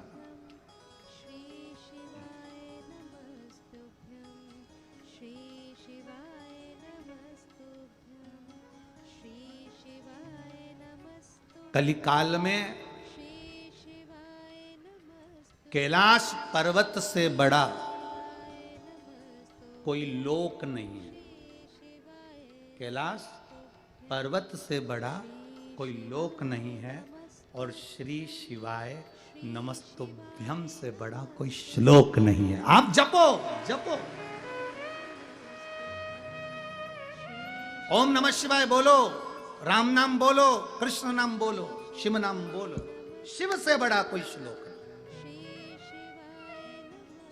जब हम श्री शिवाय नमस्तुभ्यम बोलते हैं तो हम अपनी आत्मा से, चित्त से, मन से, वृत्ति से, शरीर से भगवान के चरणों में झुक गए होते हैं, प्रणाम करो, नमन करो।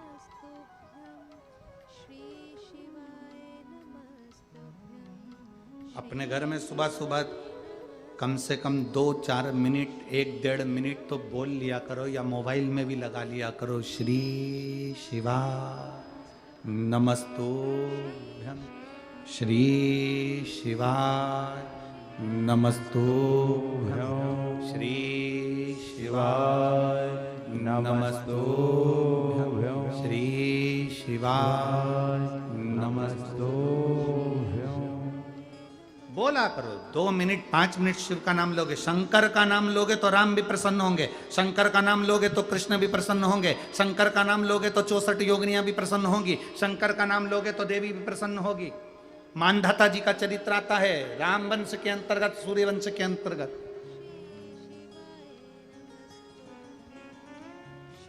एक चरित्र आया है राजा मानधाता का।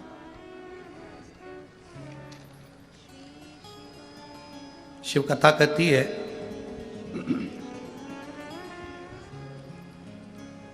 सूर्यवंश के अंतर्गत एक बड़ा सुंदर चरित्र का वर्णन किया गया।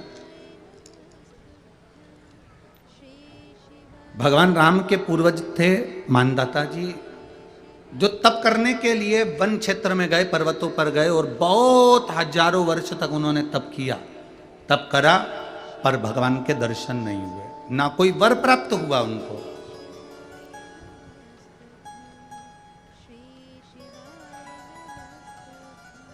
अब मानधाता जी बड़े दुखी हो गए कि मैंने इतना तप करा, मैंने इतनी साधना करी और मुझे उसका फल ही नहीं मिला। मेहनत करो और फल ना मिले तो दिल तो दुखता है, परिश्रम करो और फल ना मिले तो मन तो दुखता है। इतनी दूर दूर से लोग चलकर यहाँ तक पहुँचे, लाखों की संख्या में आप लोग आए हो, जहाँ जगह मिल जाए, धूप में, छाँव में, पेड़ के नीचे, घरों में, रोडों पर, जहाँ जगह मिल गई आप वहाँ बैठ गए, कथा सुन रहे हो।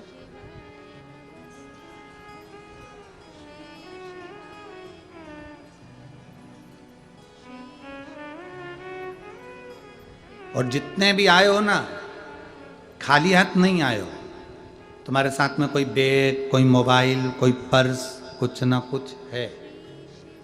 बोलो है कि नहीं? कुछ भी नहीं है तो टोरा टोरी है, छोरा छोरी, वो क्या होता है, मुलगा मुलगी, वो भी है। मतलब तुम कुछ ना कुछ तो लेकर आए, पक्का।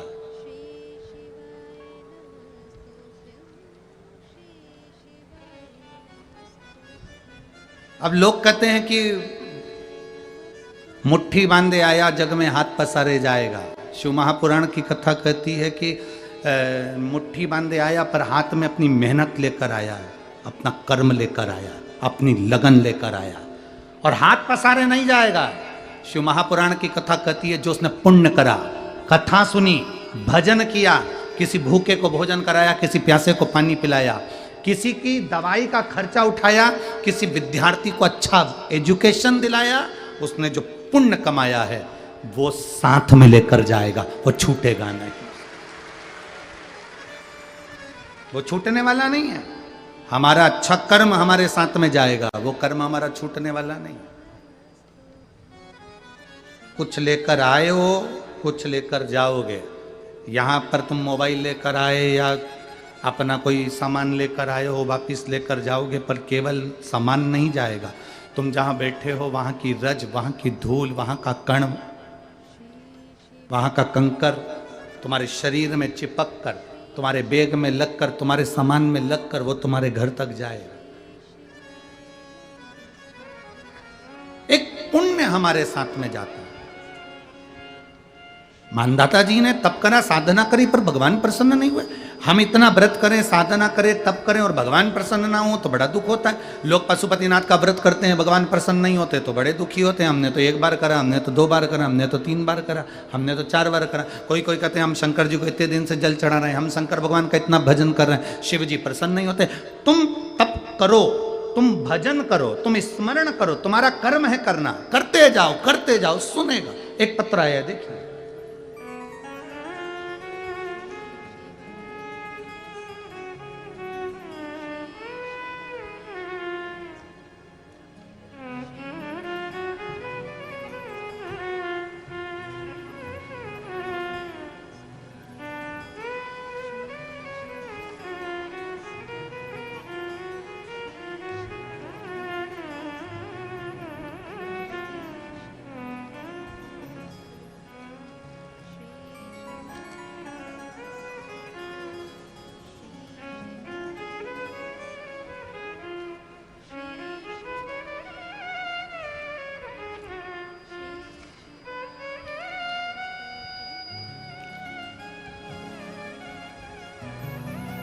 मेरा नाम उज्ज्वला, मेरा गांव नले गांव, मंडल इचोड़ा, जिला आदिलाबाद, तेलंगाना।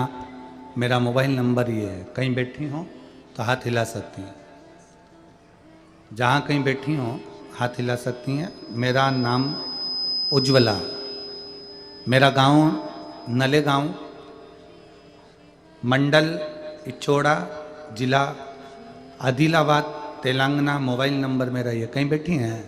अच्छा, इधर है, हाथ हिला दो। श्री शिवाय नमस्तुभ्यं। गुरुजी, आज मैं कथा में बैठी हूं, बड़ी खुश होकर बैठी हूं। शायद मेरे बराबर दुनिया में कोई खुशी बाबा ने किसी को ना दी होगी। मुझे ब्रेस्ट कैंसर हुआ था। आजा बेटा, बेलपत्र ले जाना, आजा। मुझे ब्रेस्ट कैंसर हुआ था। मैं हॉस्पिटल में एडमिट थी और कैंसर के हॉस्पिटल में डॉक्टर ने मेरा ब्रेस्ट निकालने का बोल दिया था। अब मेरा ब्रेस्ट निकालने का बोला गुरुदेव। उसी कैंसर के हॉस्पिटल में पोछा लगाने वाली बाई ने मुझसे कहा, जी आपको ब्रेस्ट कैंसर हो गया है और आपका ब्रेस्ट निकाल रहे हैं, ऑपरेशन होगा।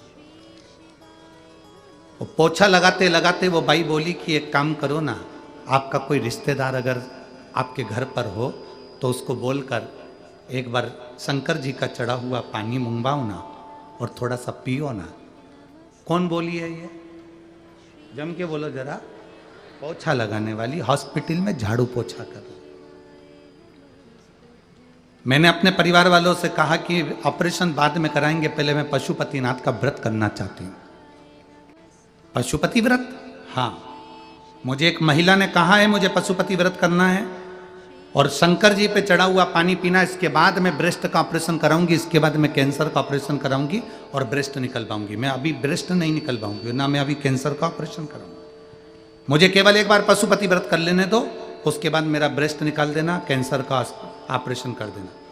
मेरे परिवार के लोग घर ले गए। मैंने उसी बीमारी में भगवान शंकर के 5 पशुपति व्रत करे, शिव जी पे चढ़ा हुआ जल पिया, बाबा का बेलपत्र खाया। हर रोज मंदिर में जल चढ़ाने जाती हूँ, बाबा का चढ़ा हुआ जल पीती हूँ।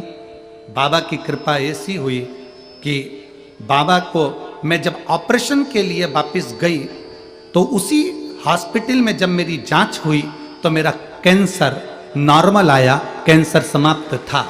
मैं बाबा को प्रणाम करने के लिए आई हूँ।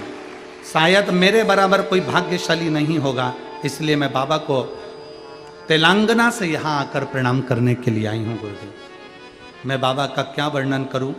गुरुदेव, आज मेरा कैंसर पूरा समाप्त हुआ है। मैं बाबा को धन्यवाद देने के लिए।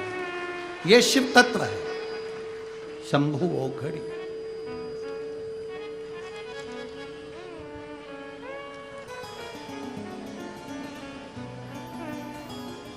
और खाली ना जाता कोई दर से तुम्हारे,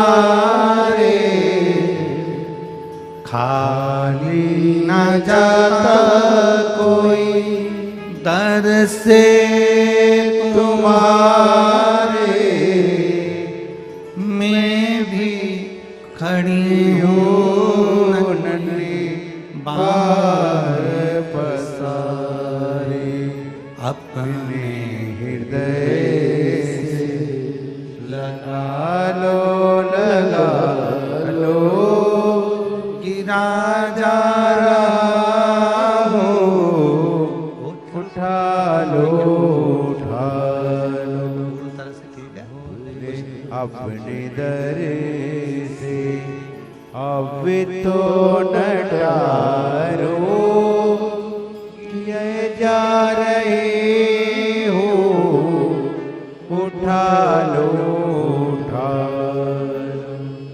भोले अपने दर से अब तो न डारो, गिरी जा रहे हो, उठा लो।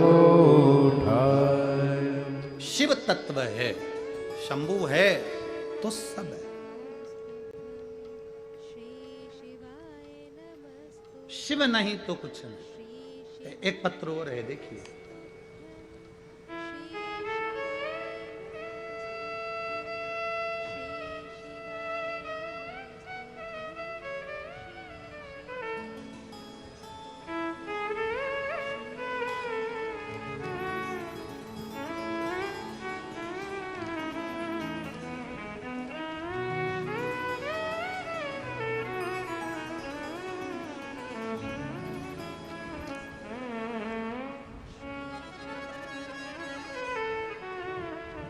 मैं सो पूजा रमेश गिरोले, रहना समुद्रपुर, तहसील जिला वर्धा की रहने वाली हूँ। कहीं बैठी हैं? सो पूजा रमेश गिरोले, रा समुद्रपुर, तहसील समुद्रपुर, जिला वर्धा की रहने वाली हूँ। कहीं बैठी हो तो हाथ हिला सकते हैं। ऐसे हिला दो दोनों हाथ। श्री शिवाय नमस्तुभ्यं। बच्चा आया है साथ में? आया है? लिया उसे, लिया लिया। गुरुदेव, 15 साल से मुझे संतान नहीं था। बाबा शंकर जी के मंदिर के बाहर से महिलाएं आती थी और मेरे को हमेशा टोकते हुए जाती थी। जब मैं झाड़ू लगाती दिखती, काम करती दिखती घर के बाहर, तो कहती कि तुझे 15 साल से औलाद नहीं है तो तू शंकर के मंदिर क्यों नहीं जाती? आप पत्र पढ़ेंगे तो पत्र में उसने क्या लिखा है, पूरा पत्र आप बड़े ध्यान से पढ़िएगा। एलईडीओं पर, आस्था चैनल पर। एक लोटे जल का मैं वर्णन करना चाहती हूँ। मैं बताने के लिए मेरे पास शब्द नहीं है। बाबा, मैं पहले ना कभी शिवालय गई और ना कभी कथा सुनी। मेरे घर के पास की कई महिलाएं आपकी कथा सुनती थीं, मंदिर भी जाती थीं। मुझे कहती थी कि तुझे 15 साल से संतान नहीं है तो तू मंदिर क्यों नहीं जाती है? मैं कभी किसी मंदिर के अंदर दर्शन करने शिवालय में नहीं गई थी, ना शंकर भगवान की कभी कथा सुनती थी। उनके कहने पर मैंने पहली बार घर के बाहर मंदिर में जाना प्रारंभ करा और मंदिर में जल चढ़ाना प्रारंभ करा। आप अपनी व्यासपीठ से कहते हो 3 महीने में बाबा सुनता है, मेरी बाबा ने 2 महीने में सुन ली। मैं कभी नहीं सोच सकती थी कि मैं 15 साल के बाद मां बनूंगी। डॉक्टर के हिसाब से 15 साल के बाद मैं मां बनूं, ये हो ही नहीं सकता। पर मेरे बाबा ने मेरे ऊपर कृपा करी और बाबा की कृपा से ऐसी करुणा हुई कि 11/11/2023 को मेरे घर में पुत्र रत्न की प्राप्ति हुई। मैं बाबा को यहां प्रणाम करने के लिए आई। 15 साल के बाद मेरे बाबा ने मेरी झोली भर दी। गुरुदेव, हमने तो आस भी छोड़ दी थी कि अब बच्चा होगा ही नहीं। लोगों को 2 साल, 5 साल, 6 साल, 7 साल तक इंतजार करते हैं कि बच्चा होगा। डॉक्टरों को दिखाते हैं कि बच्चा होगा, पर कौन को मालूम होगा कि 15 साल के बाद भी बच्चा हो सकता है। और बाबा ने मुझे 15 वर्ष के बाद संतान दी है। मैं उसको लेकर आई हूँ गुरुदेव, उसको प्रणाम कराने के लिए लाई हूँ। जब श्री शिवाय नमस्ते। शिव तत्व है ये, औघड़ी है शायद।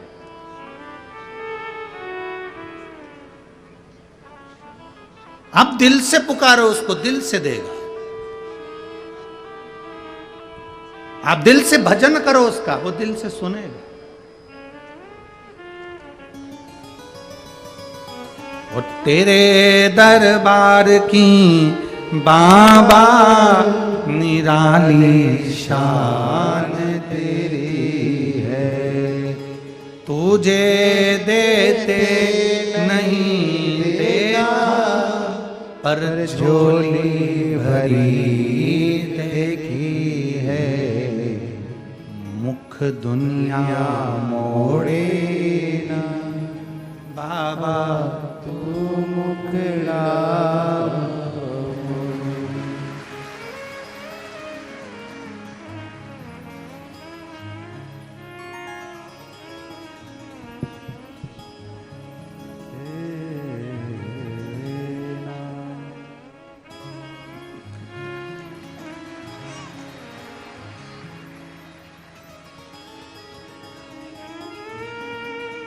आपकी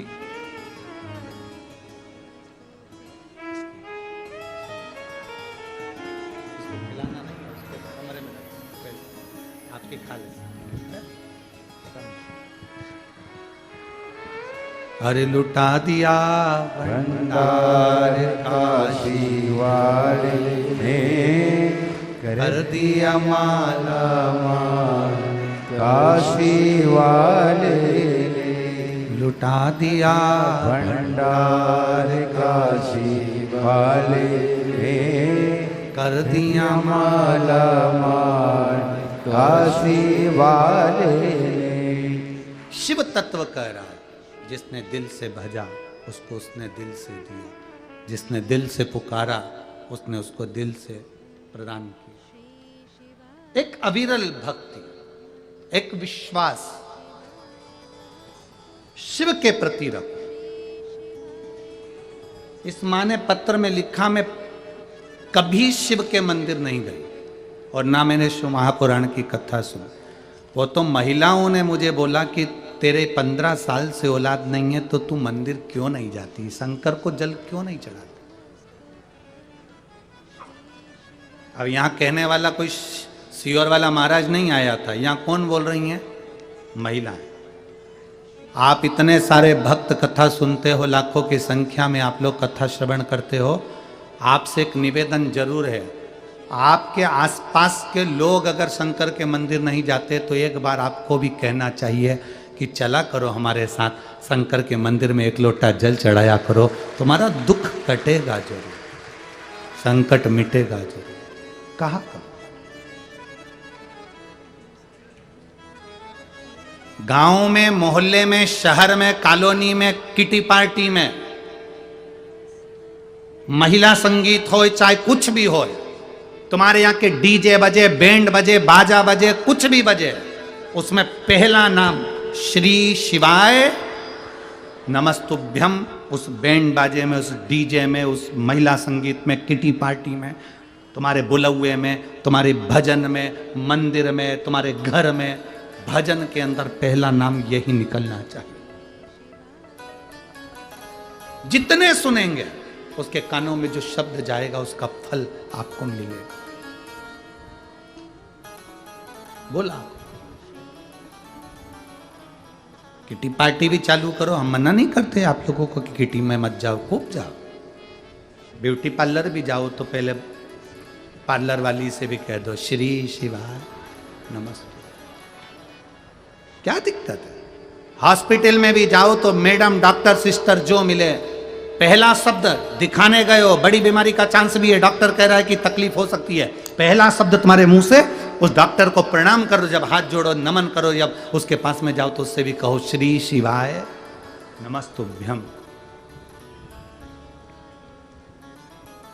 शब्द का संबोधन, आधा तुम्हारा दुख, अकाल मृत्यु वो मरे जो काम करे चंडाल का, काल उसका क्या बिगाड़े जो भक्त हो महाकाल।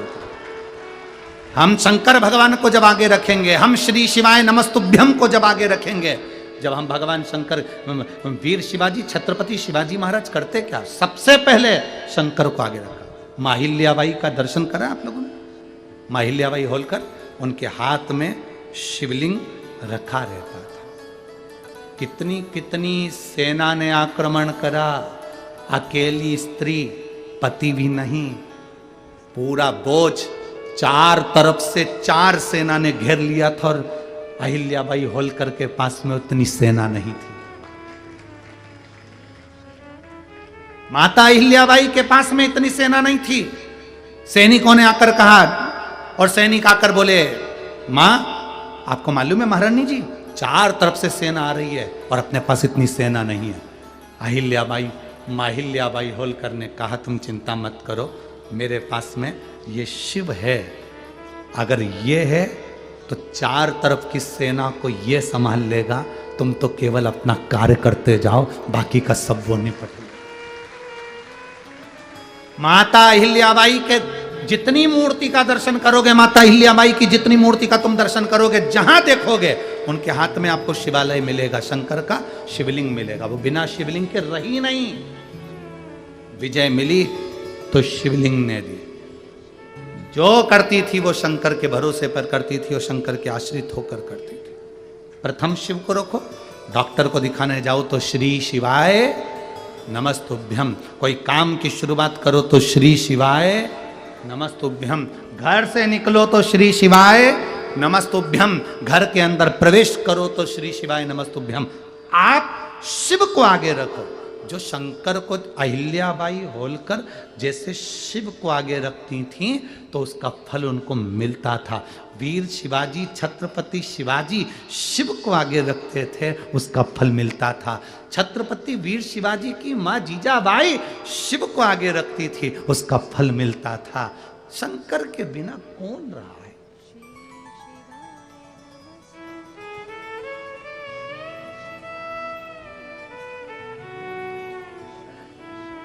आप भगवान शंकर के विरल भक्ति को धारण करिए। मानदाता तप करे, फल नहीं मिला। जब मानदाता को फल नहीं मिला तो मानदाता ने सोचा मैं तप करूं तो करूं क्या। देव ऋषि नारद का आगमन हुआ। देव ऋषि नारद ने कहा अगर तुम्हें तप करना और उसका फल चाहिए तो तुम काशी चले जाओ। मानधाता काशी गए, काशी में बैठकर तप करने लगे।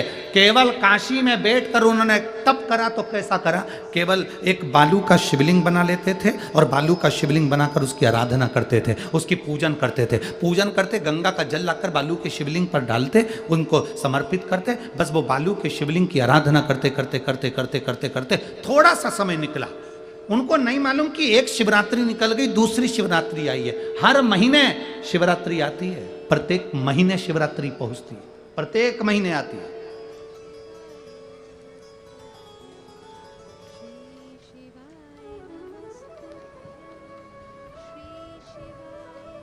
एक शिवरात्रि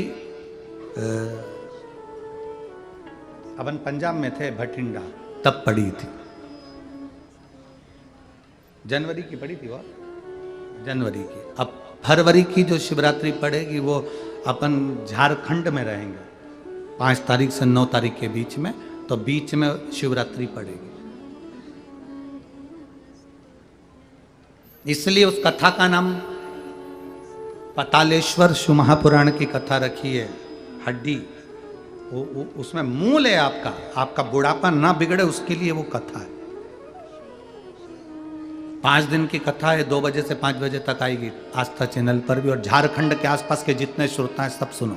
जमशेदपुर में काजू बागान में वो कथा होगी, बड़े प्रेम से सुनिए।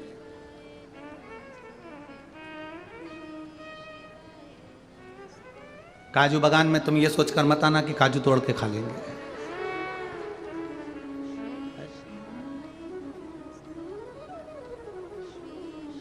दिल से सुनो उसको। पातालेश्वर शिव महापुराण की कथा, कुछ जगह ऐसी होती हैं उस कथा का मूल, जैसे 7 मार्च से 13 मार्च की सीहोर कुबेरेश्वर धाम की कथा जरूर सुनो, मौका मिल जाए तो 5 माताएं, भाई लोग, बहन लोग जो भी हैं, जीजा जीजी, सब कथा में पहुंचकर उसमें सेवा भी करो और कथा भी सुनो, दिल से सुनो।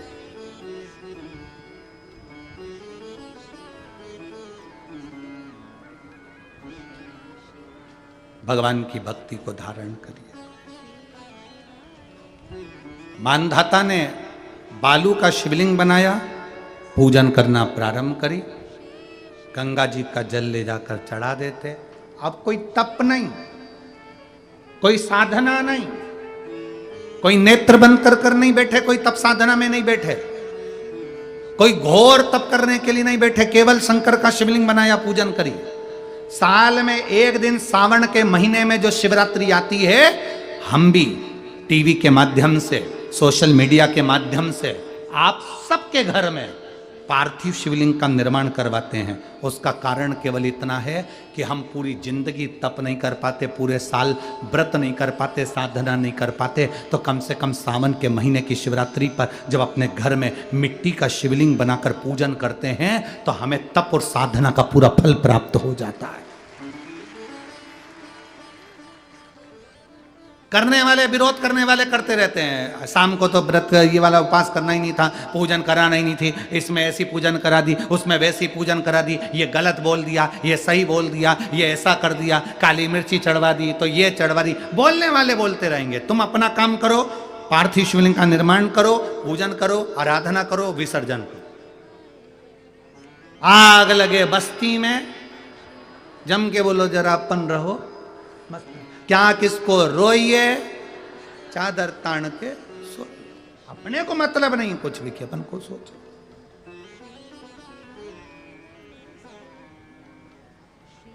अपनी जिंदगी का सार्थकता सिद्ध करा। मानधाता ने अब कोई तप नहीं करा, मानधाता ने अब कोई साधना नहीं करी, मानधाता ने अब कोई आराधना, बस एक काम करा, शिवलिंग का निर्माण, उसकी पूजन।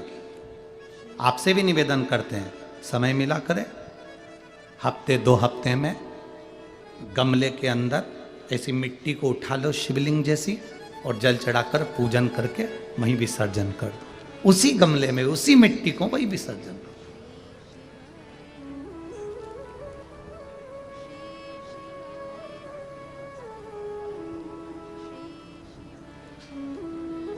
प्रयास करो, उसका फल मिलता है। शंकर भगवान प्रकट हो गए, कहा क्या चाहिए तुमको, मांगो। अब मानधाता ने मांगा कुछ नहीं। मानधाता ने कहा कि पहले तो मैंने जब तप करा, साधना करी, आराधना करी, तब तो मुझे आपका दर्शन नहीं हुआ, और अब आप मेरे सामने आ गए तो मैं मांगू, ये श्रेष्ठता कहाँ है? अब मैं मांगू, ये श्रेष्ठता कहाँ है? मुझे मांगना नहीं है। कुछ तो मांगो, नहीं। मानधाता ने कहा बस इतनी कृपा करना, प्राण छूटने का जब समय आए तो मेरा शिव सामने हो और मेरा ये आत्मा, मेरी जब मृत्यु हो तो ये आत्मा शिव में और कैलाश में विलीन हो जाए, बस ऐसी कृपा कर, और कुछ भी नहीं, और कुछ नहीं चाहिए।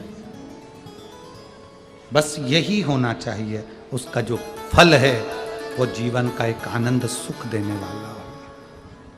हमने कथा में कहा था शुरू में, माता क्या होती है? निर्माता। आप माता हो, आप निर्माता हो। अपने बच्चे के हाथ में 1 लोटा जल लेकर मंदिर भेजने की जवाबदारी तुम्हारी है। अपने बच्चों के मुख से श्री शिवाय नमस्तुभ्यम निकलवाने की जवाबदारी तुम्हारी है, कोई दूसरा नहीं निकल।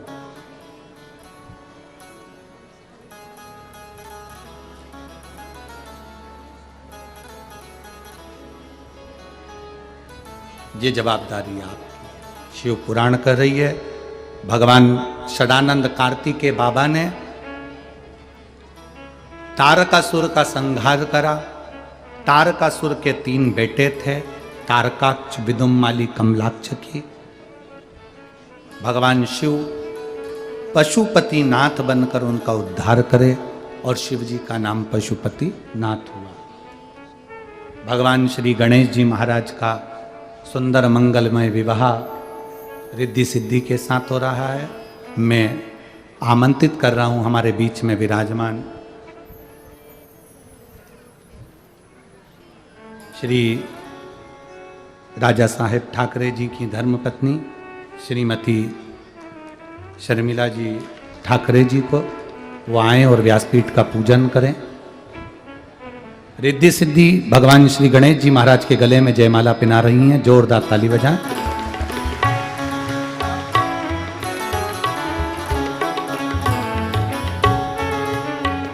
गणेश जी महाराज रिद्धि सिद्धि के गले में जयमाला पिना रहे हैं, जोरदार ताली बजाएं। आप लोग बैठे रहिए, 2 मिनट के लिए बैठ जाओ, अभी बैठ जाओ, जब बोलेंगे तब खड़े हो जाइएगा।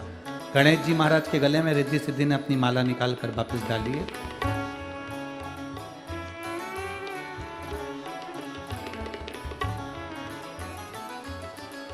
कल कथा का जो समय रहेगा वो सुबह 9 बजे से 12 बजे तक रहेगा और टीवी पर कथा का समय 1 बजे से 4 बजे तक रहेगा।